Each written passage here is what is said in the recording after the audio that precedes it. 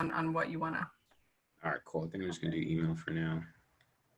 All right, so we're broadcasting, so people are starting to join in.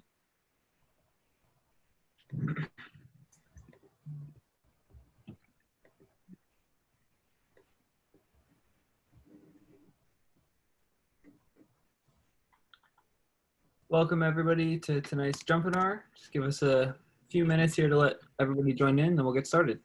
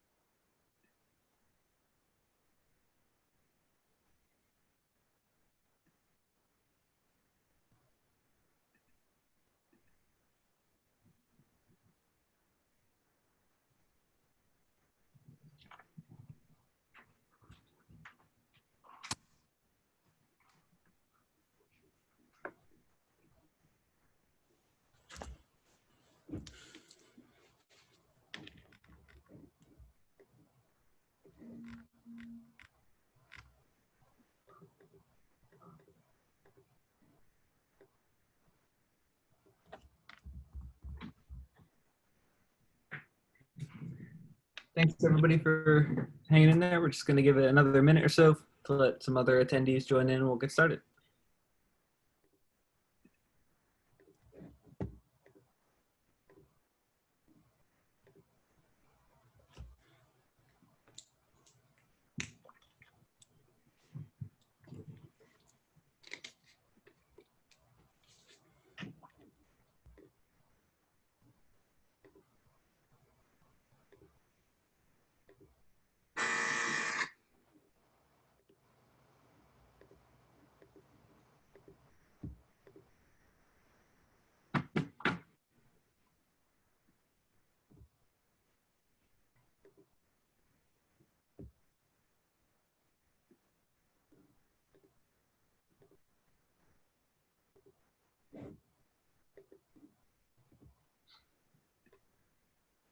All right, looks like we've got a good amount of people in here, so we're going to go ahead and get started. Thanks everybody for joining us tonight for our Jumpstart Germantown JUMPinar every Monday night at 7 p.m.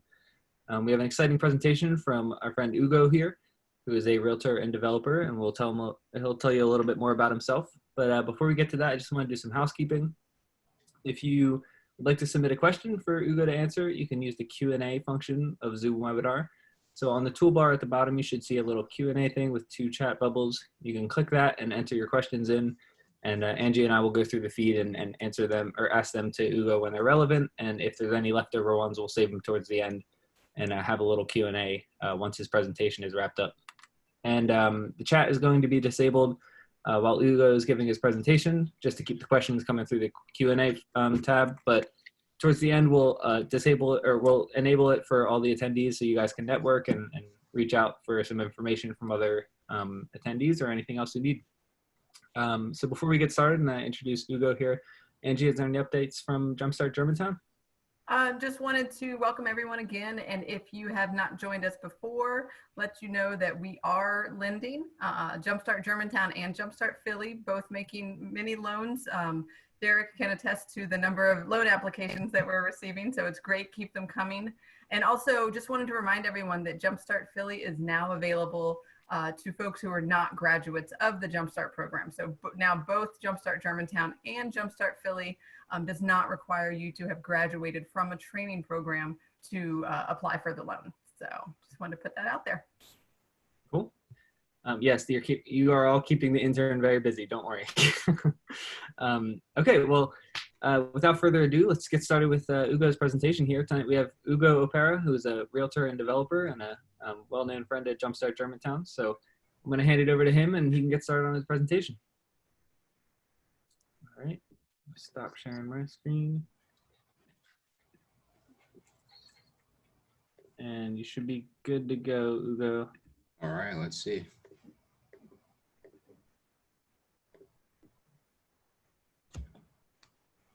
Cool. Can you guys see that?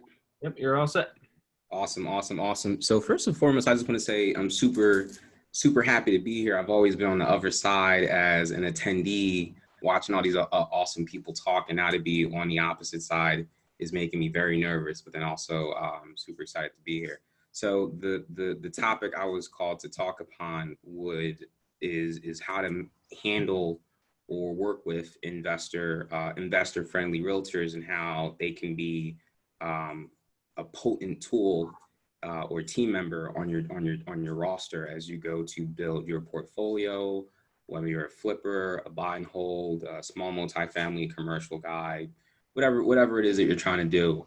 There's I believe that there's always a way to streamline your process by plugging in the right type of realtor.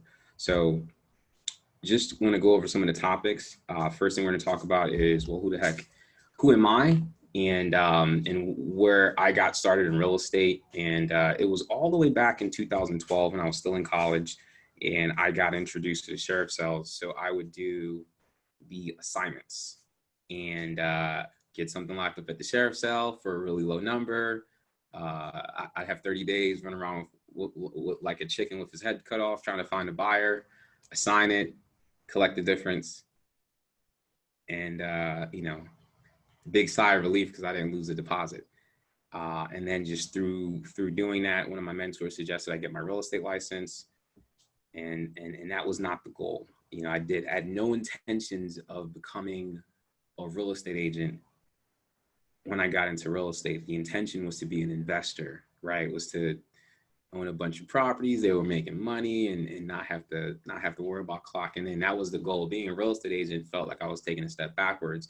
But I'm very glad that I was very coachable back then, and that I listened and got my real estate license, because that then opened up a whole world for me and allowed me to spearhead building my portfolio, where I'm now one of the top producers. I've been a top producer since 2017, 18, 19. And even 2020, I'm on track to do the same thing, despite what COVID is doing everywhere now. The first, by definition, the type of investor that I am is a buy and hold. That means I have to keep my properties. I don't like to typically sell them. I like to buy them, and I hold on to them for dear life, put tenants in there, and that's what I prefer to do. I like the cash flow. The first property I bought that was a buy and hold was in 2016, because prior to that, I did a lot of flips or assignments of the sheriff cell. Then the sheriff cell changed, and then flips were what I was doing. But my very first buy and hold was in 2016. It changed the game. I got it through NACA, and then I never looked back. And then since then, I've went and got my GC license. I started a construction company, and all of these things have helped me just kind of build up to where I'm at today, where I very clearly and with confidence say that I'm definitely an investor-friendly realtor, because I've totally been through the trenches. So first things first is, where would you go to find your investor-friendly realtors? And I think right now, in the day and age of COVID-19 and quarantined and not too many people are gathering, I think social media is like your first line of defense. And you want to be you want to pay close attention to who's actually active, right? You want to pay close attention to who's actually active, who's actually doing stuff.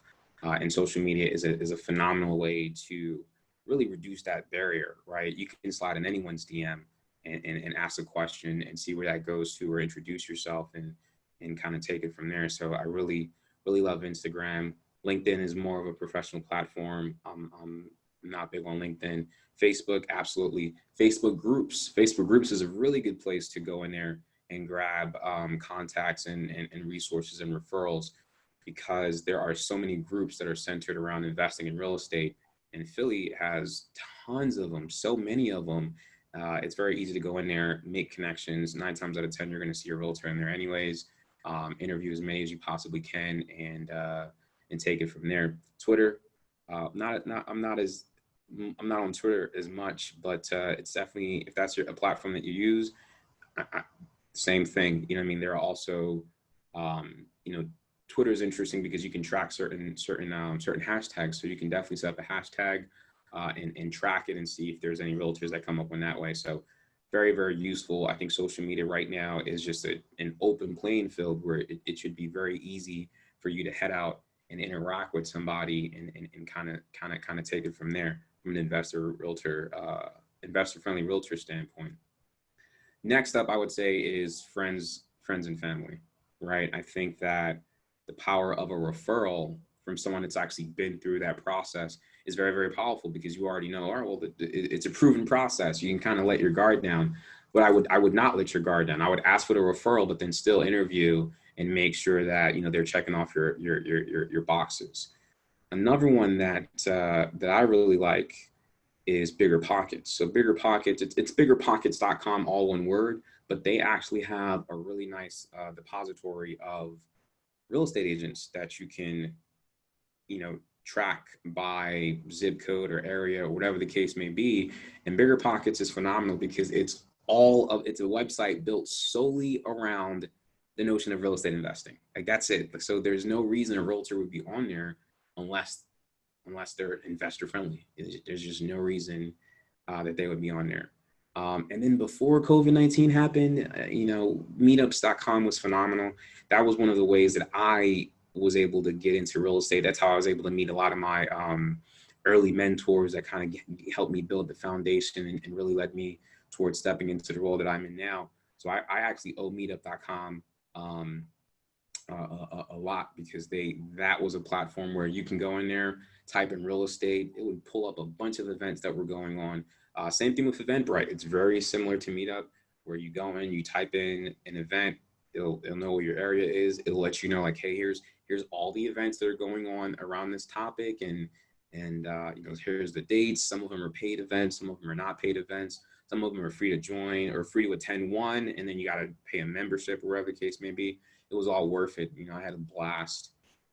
Unfortunately, all of that is on hold right now until, you know, further notice, I guess next year. But those are some really good resources for me. And I know for a fact that if you go to these events, you're going to find realtors. You're going to network. You're going to run into people. You're going to rub elbows, and those are really great ways to find investor friendly realtors.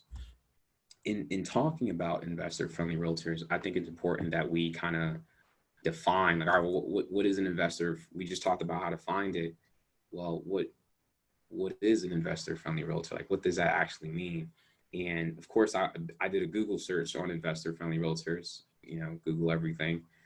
And the definition that came up was from Bigger Pockets, and it was super long and detailed and descriptive. And I'm like, man, that's a lot. That is a whole bunch. And I figured, well, how do I narrow that?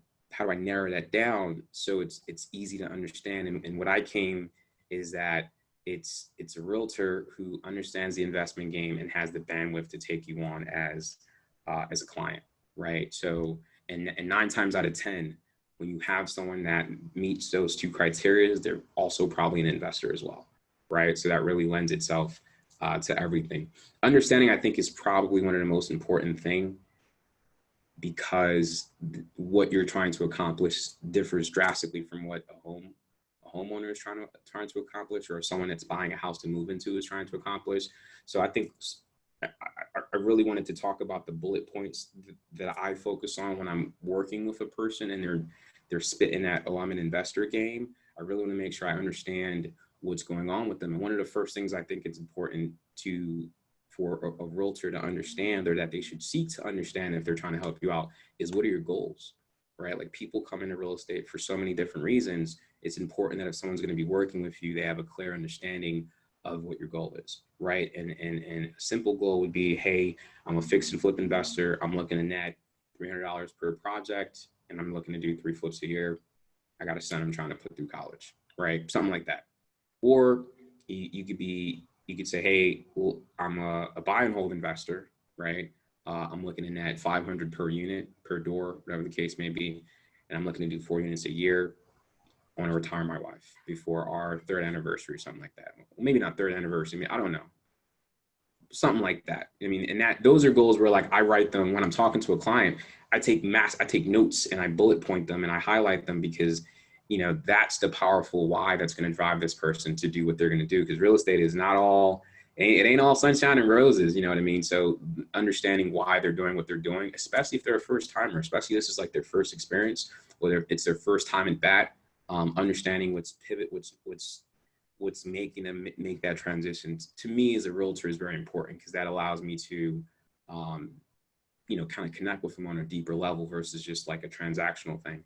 And also it lets me know if there's any red flags. If they say, oh, I watched a bunch of episodes on HGTV and they make it look easy, so I'm trying to see what's up. I'm like, well, listen, that ain't, I'm not the realtor for you. You know what I mean? This ain't, this isn't that.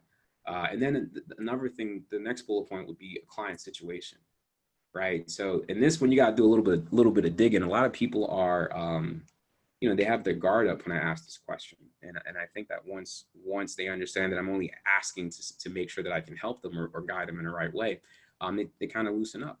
And the number one question that I'm trying to understand when I ask what a client situation is, or why I think an investor-friendly realtor should be able to understand that about you, is that they need to be able to put themselves in your shoes and make sure they can pull a deal off, right? So knowing what I know about real estate in my 7 years of being in it and also being an investor, if you're telling me a bunch of things and I put myself in your shoes and I'm like, man, there's not enough money in the bank for me to do a deal. If I was this person, that's going to be a red flag. And that should be a conversation we have early on.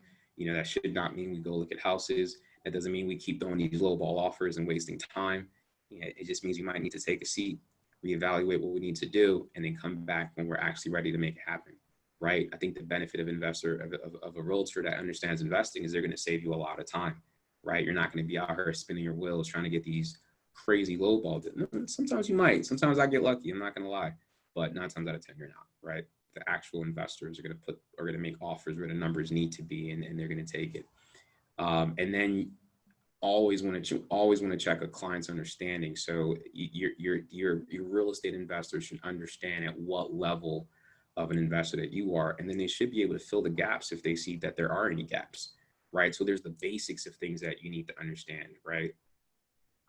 How to run the numbers, what's the ARV, what's the exit strategy, what type of cash and cash returns are you looking for? You know what I mean?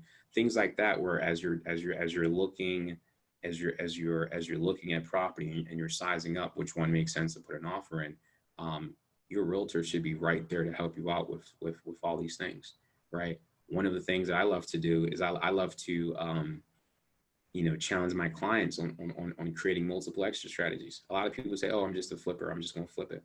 Okay, well, what if the market changes? And what are you going to do if you can't flip it?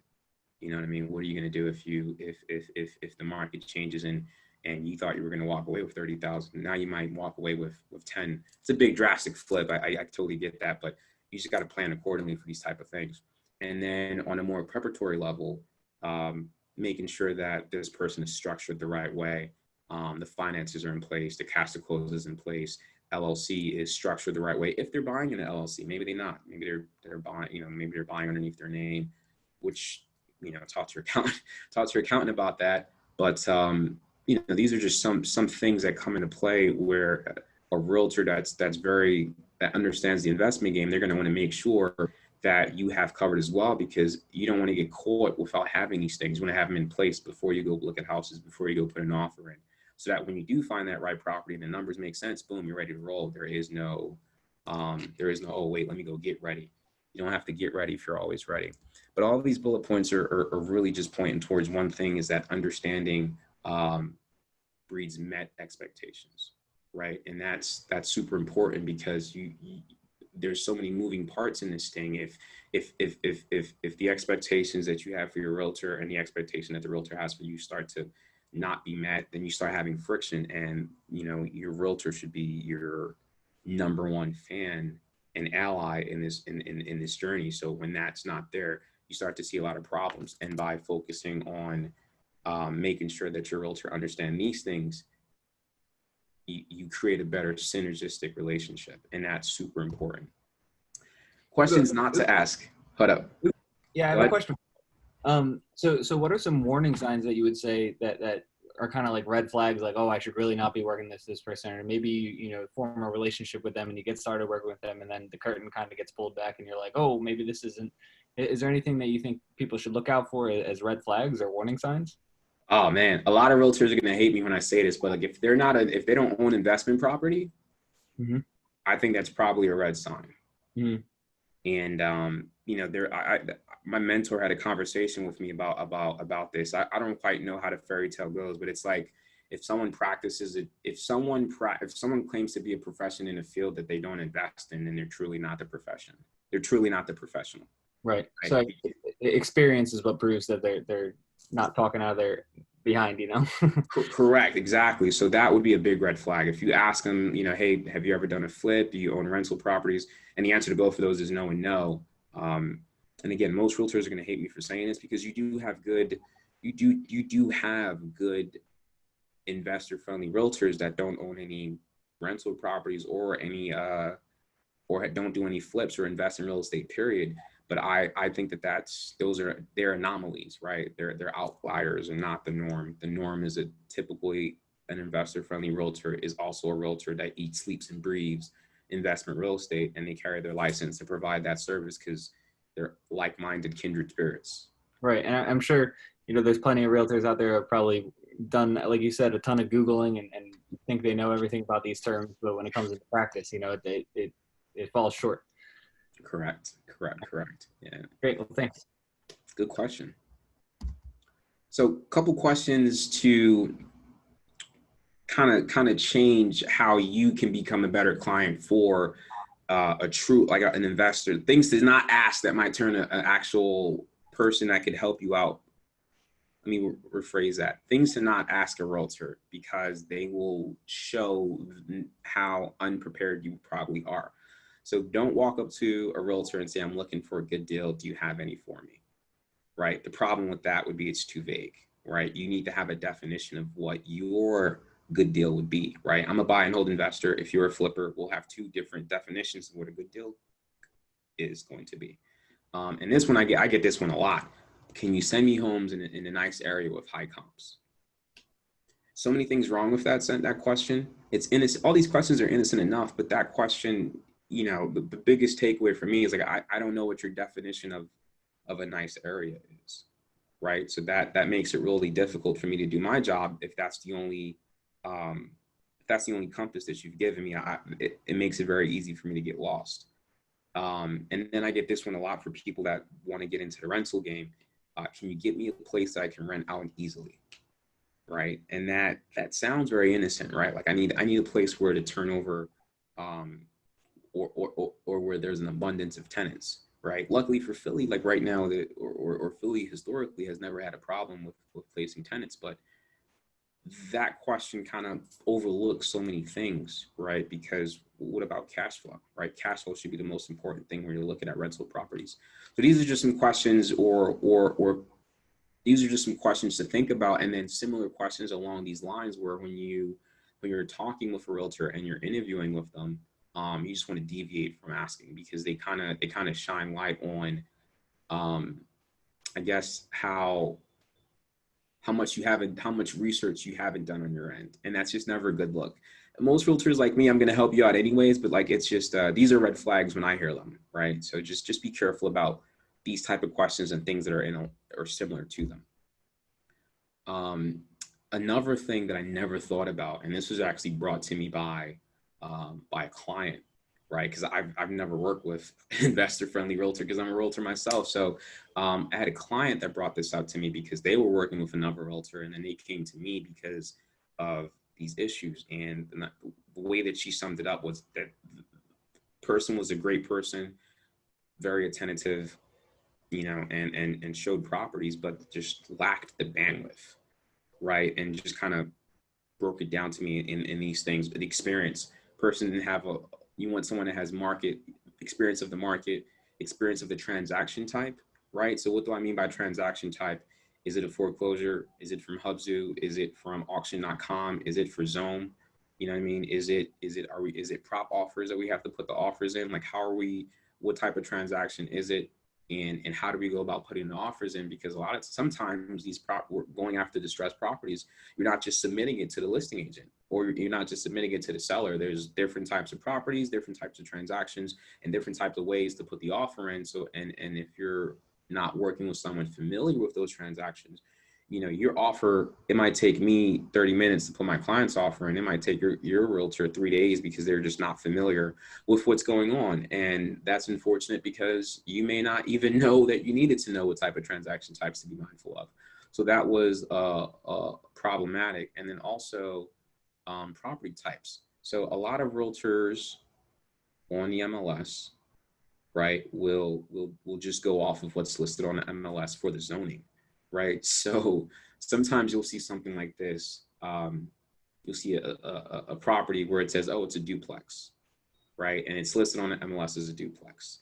And the realtor that doesn't know any better, or doesn't invest, will just go along with what's being listed as, but not me, right? And I would love to tell you guys that I don't do that because I'm so smart. No, I don't do that because I got burned when I didn't check. So no, I always check, right? So I was my own guinea pig. But a lot of times you'll see a realtor that lists a property underneath a category of zoning, and it's not that category of zoning.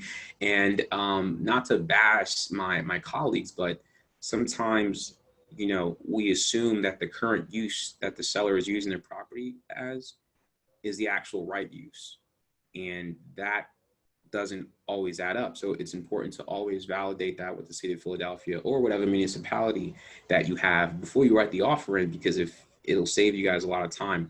And that was something that I see a lot of realtors are not doing.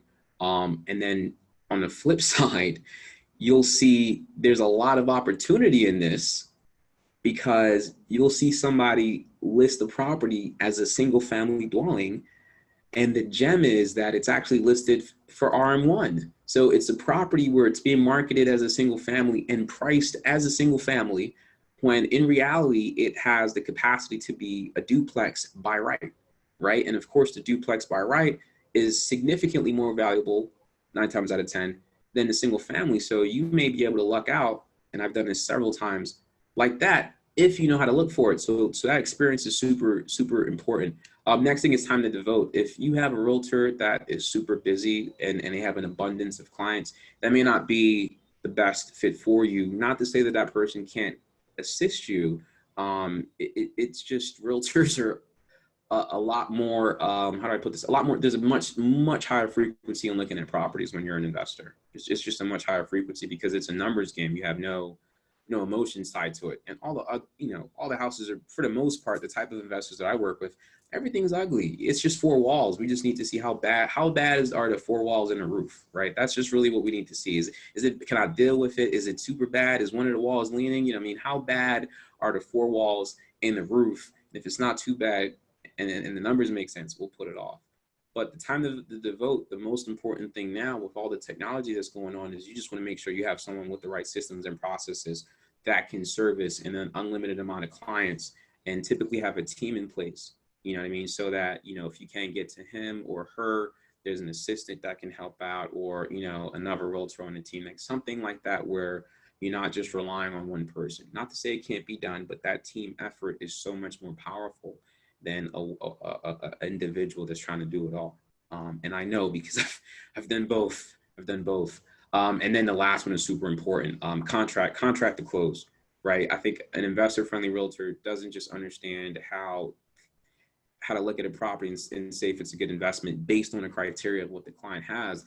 They also know how to legally protect the client's interest from a contractual standpoint and carry that contract to close. This is where a lot of people just lose out on their earnest money deposit because they don't see certain things. On these distressed properties, the biggest thing to be mindful of is that there's a lot less responsibility on the seller's shoulders, right? Because typically what you see on these distressed properties is sold as is.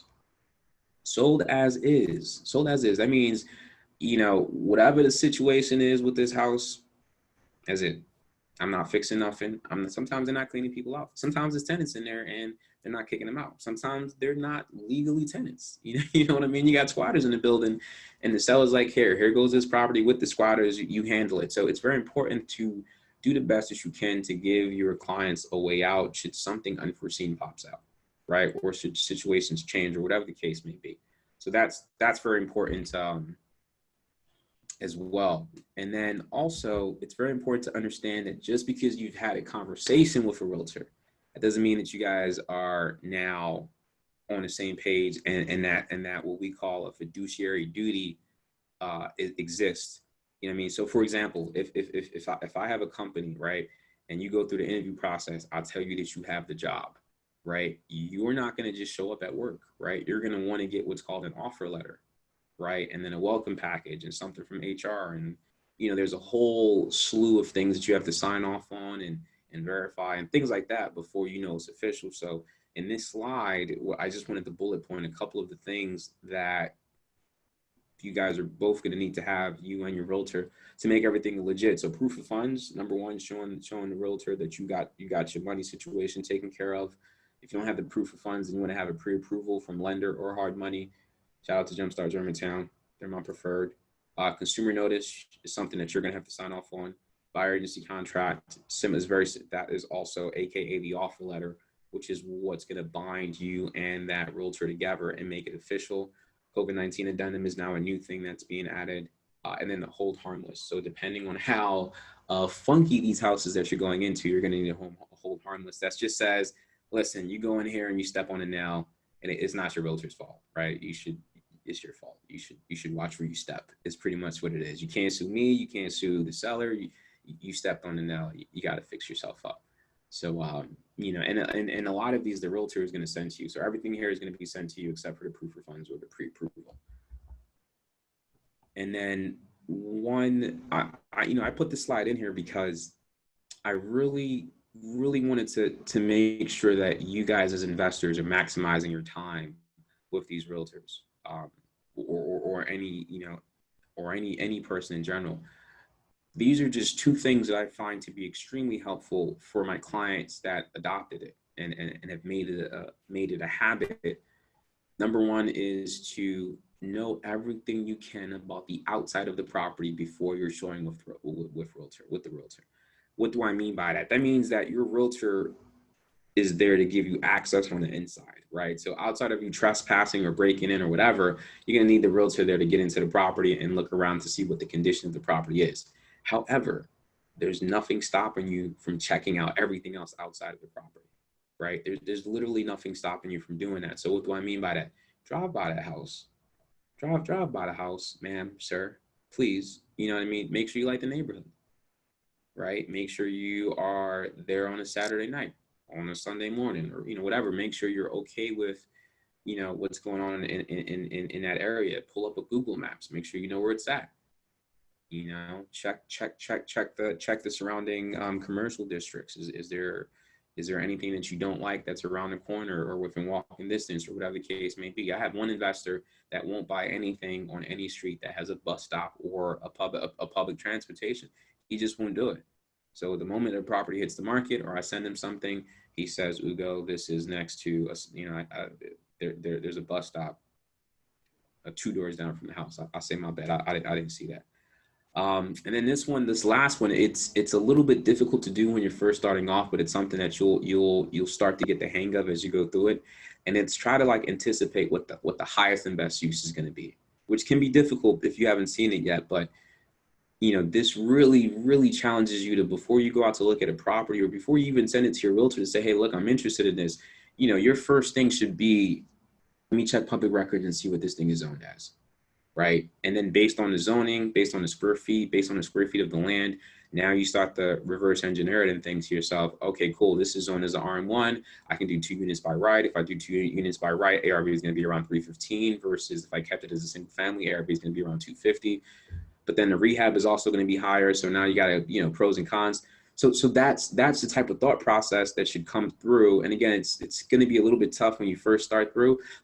But as you go along, that little step that you take to just think a little bit more on the property is going to be so much more beneficial, because you're going to be able to weed out so many different properties that your realtor sends you a list of 20 properties. You might only select 5 to go see, right? And that is a massive time save, because now of the 5, you might put an offer on 3.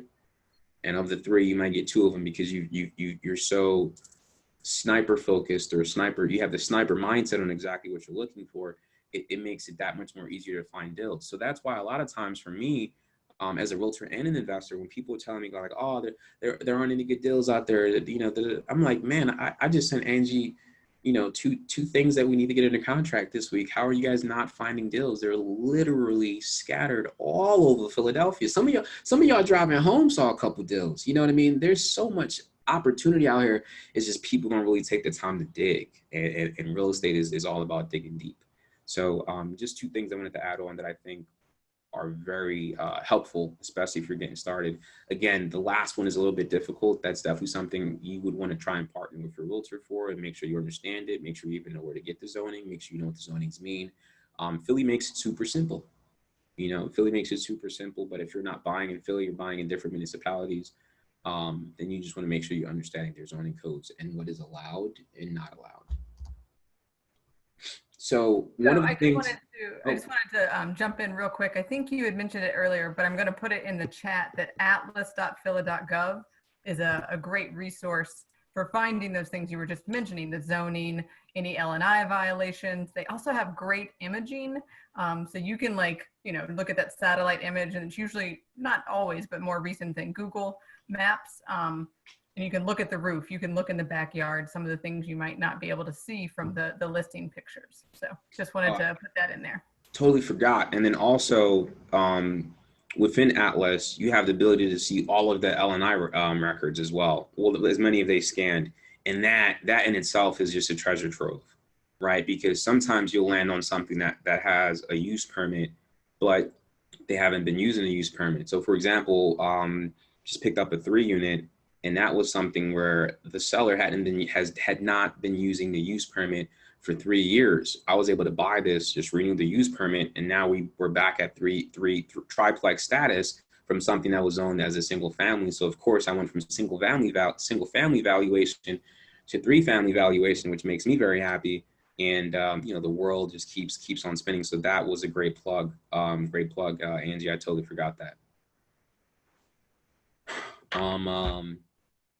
So this one was something that I think, Angie, I think you brought this up, and I've always experienced it, but I never vocalized it. It's like this transition from homeowner mindset to investor mindset, or investor versus homeowner mindset. And I don't want to dive too deep into it, but I want to point it out because you have to make the shift as you start looking into real estate through the lenses of an investor, right? When a homeowner is out there looking for a house, unfortunately, they're not really driven by the numbers, right? They're really driven by, the aesthetics of the place. Oh man, this place is beautiful. This kitchen is beautiful. I could play with the dog in this backyard, and oh man, I can make a big family meal in this kitchen, and all this other stuff, right? That has intrinsic value, yes, but what's the rate of return of it? What's the cash on cash on it? Probably non-existent, right? They're looking for something that's move-in ready, prefer that doesn't have to do any work. You just turn the keys and you go. And up here, I have Auntie Sheldon. I don't know if you guys know this lovely lady, this queen of diva, this awesome investor, one of my role models. Very, very different thinking, right? The numbers are what dictate the purchase, right? Sentences like, man, I love the 20% cash on cash return is what dictates the purchase. Has nothing to do with, oh man, I love the kitchen, right? Most of the time, there's no kitchen in there. It's just 4 walls and a roof and remnants of a kitchen. So it's just totally different. These are the people that are running into the ugly buildings while everybody else is running out. No fear is in them for taking on value add projects, and value add projects are fantastic because that's where you can drastically increase the equity of a property in the span of 2, 3, 4, 6 months, maybe even 9 months, depending on what you're doing to the property and how much favor you have with the L&I gods. So that's just something you have to deviate from. A lot of times you'll see an investor saying, oh, well, I wouldn't put that in my house. And it's like, well, it's not going to be your house. It's going to be somebody else's house. And you need to focus on how do you make the most functional product, right? And then how do you replicate that? How do you make it something where you're able to replicate that without confusing your contractors and things of that nature, and systematizing the growth of your portfolio. So it's very important that you start deviating and start drifting from that homeowner mindset and anchoring down on the investor mindset, because that'll also help you as you start to look at properties. Comps. So this is an interesting thing, because, and I want to apologize in advance, I've been a realtor for so long that all I know is bright MLS and public records, right? So I don't have any insights on the prop streams and the remines and all these other things that you can use to look at comps. I could probably talk about that later, but I don't know that I'm going to have enough time to divulge on all of these different things. But just the way that you look at comps is systemic, and then it's all about like the intangibles, which is kind of weird, right? So let's talk about that. So you have your basics. In Philly, it's an urban, highly densely populated. So the golden rule of that is not to go out more than a quarter of a mile.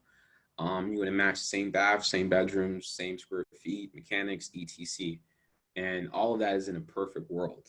So you start with that, right? You definitely start with that. Like that's like the foundation of what you have. But it doesn't tell the entire story. It doesn't tell the entire story. So what I have been able to do, and I love the staff at Jumpstart, because I'll throw in an offer, or I'm like, hey guys, we're about to lock this up. I'll send them the information with my ARV and the explanation of why. And they're like, Ugo, I think you're reaching on this one. You know what I mean? And then I'll get pulled back to gravity, and then they give me a number. I'm like, I think you guys need to reach a little bit more. And there's like this tug of war until we come to this valuation where everyone can kind of look at it and say, okay, I see that, right? So that I love Jumpstart for that. I love Angie, I love Derek, because they're always it's always like a communication thing, because there's so many factors that can go into it. For example, the intangibles, I write the environment, right? So how do you value the environment in different comps? And really what that means is like, if your property is on Main Street and the other property is on Market Street, what does it look like when I'm walking down Market Street versus what does it look like when I'm walking down Main Street? If I'm walking down Market Street and there's a giant, Market Frankfurt line, or the train is there, there's trash everywhere because it's trash day, and people are parking everywhere, there's meters, and it's loud and it's busy, and there's a bus stop there, and okay, that might, depending on the property type, that'll give it, that might work. But if it's a residential unit or apartment buildings, they're not worth the best, right? Versus if I'm on Main Street and there's none of that, right? And you have a little bit of grass in the front, a little bit of a front porch, a couple trees here and there. You know what I mean? You see an old lady out there sweeping her yard. It feels different, right? The last thing I put there is, what's the vibe? You get a different vibe on it, right? And I think that there's an intangible value in that you can't, you can't pull it up in public records and say, oh, this has that. But when you go and you physically visit the property, there is definitely value in what you're feeling while you're there, right? What's the street appeal, right? One of the things I love is a clean street. Like, I mean, there's no one that can devalue a clean street versus a street where like trash day was last week and people still got trash cans up, right? That stuff like that is just, it's off-putting, and it affects the value. So I think that you definitely got to be able to look at that as well. It's not just as simple as like, oh, you can't be as robotic as you. And this is why websites like Zillow.com, where they automate the estimate, some are just drastically off. They're just super duper off, right? So you don't want to be like that. You want to be able to be flexible. You understand the foundation of it, right? You have a concrete understanding of the foundation of it, but you're also able there to look at what the street looks like, what's going on in the neighborhood, how are people behaving, what's the upkeep like, right? Because all of these things are what people are going to see when they come to buy your potential offer or appraise your potential offer.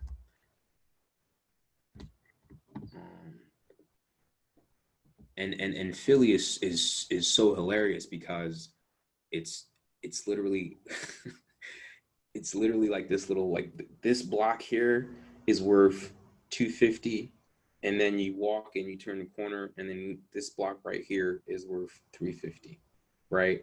Or these set of houses to this bus stop is worth 300,000, and then these set of houses afterwards is worth 450. And when I was going in when I was kind of getting my feet into real estate, 2013, 14, 15, I remember not understanding what the heck was going on in Graduate Hospital, right? I remember being on Washington Avenue, and things below things below Washington Avenue were just dirt cheap.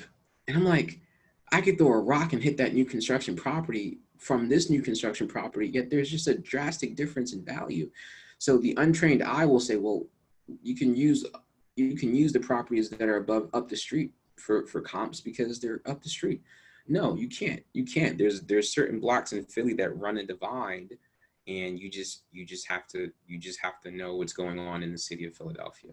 Um, and that sucks because that's not something you can pull up on public records. You just gotta be from Philly. You gotta understand. You gotta hang out in certain neighborhoods. You gotta really study your comps, or past sales. Let's put it that way. You gotta really study past sales and kind of see what's going on, and more importantly, try to understand why it's going on, because that's going to be something that's going to help you out as well.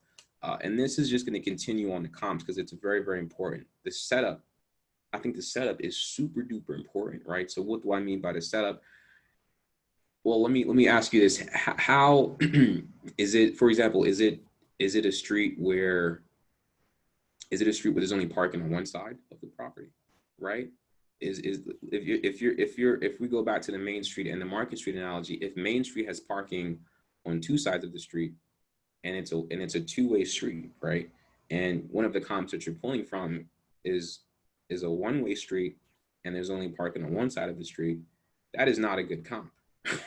That is not a good comp because the streets are set up totally different. So that's going to totally affect the feel that you're going to get when you're on one street versus the other street, right? The amenities that a street offers, right? Is it a street that you can park forever? Is it a street that you need I forget what it's called. You need a permit to park, right? Things like that.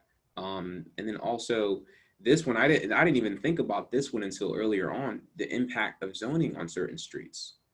Depending on what's going on, impact of zoning might help or might hurt the street, right? So if you have, perfect example, right, is a street where the zoning is all apartments and everything on that block is apartments, right? So the unfortunate thing, and again, I'm generalizing here, but there's a street in West Philly that I chose not to buy on because every time I went on the block, they had trash everywhere, and it just annoyed me. It just really annoyed me because I would be that old lady sweeping and picking up all the trash every single time. And it annoyed me because it wouldn't be like, oh, after trash day, we just got stuff everywhere. Like a week after trash day. I mean, maybe trash day was on Tuesday or Thursday, right? And now it's Sunday and there's still like remnants of trash. It's like, there's no one not care. Things like that are very, very important. And the reason that zoning is an important factor is because it allows the population density on a block to be much higher than the other block next to it, if that block doesn't have the same zoning, which will allow for less dwellings, if that makes any sense. So that's actually a very important thing to look at. But again, that one was one that I really didn't even truly understand until maybe a year or two ago. So just kind of take that one with a grain of salt and keep it in mind, in the back of your mind as you're going and scouting properties, or as you're pulling it up on Atlas or property.phila.gov. Just be mindful of, what are the stacks doing? Is it a whole street and it's just RM1? You know what I mean? Or is there a little bit of a breakup in between and things of that nature? So that's something that's been helpful and actually hurtful on certain blocks that I've been on. Hugo, before you move on from comps here, I'm curious to hear what your thoughts are on the distance of two properties. I know when I first started, one of the things Angie told me is you got to look out for physical barriers like railroads or, like parks or things where it might be a mile away, but it's really on the same block because of the way the geography is. So what sorts of things would you suggest people look out for as far as like physical barriers and distance? Because you can put a direction search in Google Maps and it'll say 1.5 miles, but in reality, I guess if you think about it, it might not quite be a 1.5 miles. You know what I'm saying? Yes, and I think that another thing to look at would be like big buildings, right? So these are all, or cemeteries. I don't buy any cemeteries, but these are all like things where like you might go half of a mile and it's just all commercial buildings that have nothing to do with residential, and then the next one might be like just a little bit, maybe 0.3 miles outside of your 0.25 mile radius that you're looking at. So I would definitely pay attention to that. One of the things that I love inside of the MLS is after I grab some of the comps, I'm able to pull up a map and just kind of look like, all right, okay, cool. This one is right outside of a park. And that's perfectly fine because the park is massive and it took up a quarter of a mile by itself. So that's a great thing to bring up. Railroads, I really haven't seen a lot of railroads inside of Philly to really say that I've noticed a distinction when a railroad comes through. You know what I mean? I've only thing I can think of would be like the transportation, like the train, the Market Frankfurt line, and that I would see if you have a commercial property would actually add value from what I've seen because you have a higher density or a higher cluster of just foot traffic. So I would say that in certain incidents that actually would add value as well. But for the distance, sometimes there aren't any recent sales for that specific type of property. So for example, I just did a cash out refinance on a 5-unit. And for whatever reason, there were a lot of 5 units that had like one bedrooms in it, but mine was a 5 where it's all 2s. And they couldn't find a 5 with all 2s. They could find a 5 that had a commercial in it. They could find a 5 where like it's a couple of 1s and a 2s, but they couldn't find a 5 that was all 2s. So the appraiser had to extend out. I think he went out like 1.1 miles to physically figure out how he would price that property. And so there's certain loopholes that will come into play as well. But I think the safest thing to be mindful of is that it doesn't have to be an exact science. You just want to you're really trying to figure out what that ballpark is. If that makes any sense. Yeah, that's great. Sure. Awesome. How are we doing on time? We're good to go here. If there's any, I know there was something you brushed over a little bit that you maybe wanted to talk about, maybe things outside of MLS services. Oh yes. So going back to what to do if you're not someone that has access to MLS, right? Which is anyone that's not a realtor. One of the things that I've been playing with is PropStream. PropStream is really awesome and allows you to kind of pull comps. It's a paid service. Again, full disclosure, I'm not getting money from them at all. It's $100 a month, but I think it's a fantastic spend or addition to like your software catalog of what you're using to run your business, because from your phone you can type a property in, check what the metrics are on public records, what's the square feet, what's the zoning, and then from there you can run comps to figure out, well, where are we coming in at on this ARV, and then you can save that. And then maybe after you walk the neighborhood or something like that, you might want to make adjustments. But it's a really nice flexible platform that I think is totally worth the money. And it's not something that I use in depth because I'm clearly have access to MLS being a licensed realtor. But if I wasn't, that would absolutely be my go-to and my default, just from what I've seen from my other investor friends who are not licensed realtors, and they got tired of bugging me for MLS access. So that's been the solution for them. So I would definitely check it out. You get a 14-day trial on it. So that's definitely more than enough time just to play around with it, see if it's a good fit. I'm 7 days into my 14-day trial, and it's a pretty good platform. So I wanted to just bring that to you guys' attention because that's something I'm really rooting for right now, and it's doing the job. Sometimes, to be honest, I find it a little bit more helpful than MLS in certain situations. Like, for example, I can skip trace right from there. And skip trace is when you type in a property, it gives you the owner of the property, and then through the internet gods, we'll now try to figure out the person's name, phone number, email address, mailing address, all these things. So a lot of times I'll be looking at a property, I do a skip trace on it, and I'll attempt to give the seller a call, because you don't know if it's going to be the right number or not, but I'll give them a call right there and see if I can strike up a conversation. Hey, Mr. and Mrs. Seller, this is Ugo the agent, AKA Philly Real Estate King. I'm standing outside your property. I'm looking to purchase something in this neighborhood. Have you ever considered selling? And I've had zero success with that. Zero success with that, but the ability to even do that is just very, very powerful. Very, very powerful. So I would check that out. Again, that was PropStream. PropStream. I'm going to put that. Someone's asking about that in the Q&A, so I'm going to put that. PROP stream. Yeah. Gotcha. Cool. Well, we have some questions submitted here. If we want to move through those, or unless there was anything else that you wanted to talk about. Yeah, that was it for now. I was very nervous about how long to make this thing. But how do we do? Do we stop on time, or what do we look on? That was great. It's perfect timing. I would have guessed that you rehearsed it. That was that good. Oh man, flatter me. All right, let's go into Q&A and see what we got. Sure. So first one here is from Uzoma. They're asking, what are your thoughts on buy and hold investing via Section 8 or housing choice vouchers? Oh man, so Uzoma, first and foremost, man, that's my one of my brother's names. So we family off the rip, and they do right back at you. But my entire portfolio, here's how biased I am when I'm about to answer this question. My entire portfolio is built on nothing more than Section 8. When I tell y'all I love Section 8, I literally love Section 8. If Section 8 was a person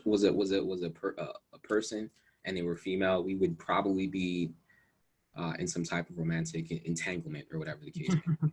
But I support Section 8, and the reason why is because my portfolio is completely built around stability, and things like the government shutdown, things like COVID-19 have just allowed my portfolio to shine just so brightly, and it's given me such a peace of mind. And a lot of my clients, I call my tenants clients, a lot of my clients, even if they were to stop paying rent, I hope none of them are watching, I'd be perfectly fine. I mean, some of them, I have one tenant where the rent is $900 and she pays $40. Like, I mean, and she's been with me for 5 years, but there was one year where she just wrote a check for the rest of the year. She's like, Ugo, here's, we don't have to play this game every month. You know what I mean? Here it is for the year, So I'm a big fan with PHA. Is there a lot of hoops that you have to jump through? Yes. But as with anything else in life, you put the right systems and processes in place, it just becomes a habit, right? And what I can tell you guys with PHA is they're getting so much better. Like right now as a landlord with COVID and everything, it's so easy for me to start. Everything is now being moved online. They just launched their new owner portal where I can log in. I can start the move-in of a new PHA client. They'll do the inspections. Everything is automated. I can track and see what's going on. It tells me how many days it's going to take while they're on a certain phase. I mean, it's really impressive what's going on, and they're streamlining it, and I'm liking it more and more. So I love PHA as a buy and hold investor. You know what I mean? And I think that there's no reason for me to switch up my portfolio. Cool. All right. Next is from Everett Smith. They're asking, why are some websites saying that houses are worth one thing and another website saying that the same property is worth a lot less? The intangibles, yeah. I mean, I think well, no, actually, no, it's not even the intangibles, because they have no way of evaluating the intangibles because they haven't visited the properties. The best answer I can tell you is that their algorithms are just off. You know what I mean? They're trying their best to figure out how to do it. And one website is using a different formula and the other website is using a different formula. And that's the only reason about that. Gotcha. And our last one here, unless people are going to submit more here, but I think you fairly covered everything in great detail, so I wouldn't expect a ton more questions. Antonio is asking, why are you are not only an agent, but also an investor and a general contractor. Is it a good idea to wear so many hats? And how expensive is it to hold a realtor license and a general contractor license at the same time? So great question, Antonio. Thank you for asking. And one of the things that I first want to say that they're very ancillary services, meaning that I'm not leaving my core skill sets by adding these hats on. And what made me get these things is because whether I had the hat on or not, I mean, I'm always going to be put in a position where a decision would have to be made wearing that hat. So what I mean by that is, even though I'm not like when I wasn't a GC license, I still had to make GC decisions because the GC had to listen to what I would pay. But what I didn't have was the control. So I got the GC license for control, so I can go and pull permits, right? So if I got into a disagreement, I had to let a contractor go. My job isn't jacked up. The job site's not jacked up, right? The building permits is underneath my construction company. the world keeps moving, right? I'm just controlling a lot of things that are impactful, that can negatively impact my business. I just want to maintain that control. Is it expensive? Yes, it's an additional expense. So even if it was $2 or $3, I mean, you have to budget for it accordingly. But what I gain back from that is control of my job site, right? Now, there's still certain things that you just have to be a licensed mechanic, a licensed tech to be able to do, which is electrical, plumbing, HVAC, sprinkler system. These are the things I don't want any smoke with. I'm not the guy that swings a hammer. I'm the playmaker. I put everything together. I get the money in there. All right, I'll pull the permits. All right, team, I'll step in and handle it the way that I outlined. So I'm nothing more than the coach on this team and the quarterback, I guess. Mm-hmm. So I'm not necessarily wearing multiple hats. I'm just controlling what I can control.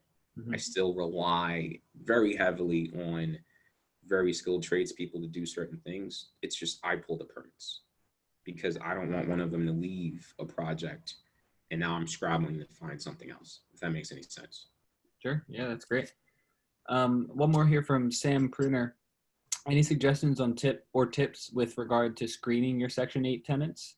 Yeah, so the way that I would like to answer this question is just everyone picture removing Section 8 tenants and just read it as any suggestions or tips with screening your tenants, right? Because a lot of people, Sam, I'm not coming at you or trying to be disrespectful. A lot of people have this notion that Section 8 is a different type of tenant. Same human being, right? Same blood, same two lungs. So just screen them like you would screen anybody else, right? You would want to screen them, screen their background, screen them from prior evictions. You want to visit their house to see how they're living and maintaining the lifestyle that they're living now, because how they're living there, right, is how they're going to be living in your house. So if you're disgusted when you walk in through the front door on a property that somebody else owns that they're currently renting, you're going to be disgusted when you walk through the property of your place after they've moved in. So that is, these are things that I check. I make sure that everybody pays the application fee. If you can't afford the application fee, how are you going to afford the rent? $40 application fee is two of y'all. Y'all can't get $80 to do an application fee. It's expensive. Yeah, I know it's expensive, but the rent is $900. So we're already in a bad space if you're trying to negotiate with me on the application fee. So yeah, I literally treat everybody the same. Everyone goes through the same exact process. Everyone's gonna get disqualified for the same exact reasons, and we just kind of take it from there. Great. So sounds good. All right. Well, that was an awesome presentation, Ugo. Thanks so much for that. Oh, looks like another question came in. Let's check. I think he just said thanks. Sam said thanks. Okay, great. Yeah, once I start sharing my screen here, I lose all that access. But yeah, thanks so much, Ugo. That was great presentation. I really learned a lot, and I hope everybody got a lot of value from it. As always, the recording will be available on jumpstartgermantown.com/JUMPinars. You can go there and see all our past recordings, but if you joined late here or missed anything and want to watch it again, be sure to go there and share it with your friends. And yeah, I want to thank you again, Ugo. Thanks so much for enlightening us on all this. This is great. I really definitely have now a better perspective about that investor-friendly. I knew what a realtor was, but there's a clear distinction between an investor-friendly realtor and just your run-of-the-mill one. So absolutely, yeah. All right. Yeah, I just also wanted to chime in and thank you as well. Yeah, as Derek said at the beginning, you've been one of our long-term borrowers, and we really appreciate that, and we really appreciate you spending your time with us this evening and educating our community. It's I love the Jumpstart community, and I love when we can pull folks in that because I think you went to Jumpstart West Philly, right? Jumpstart West Philly, because I got turned down so many times at Jumpstart Germantown. Oh man. So we're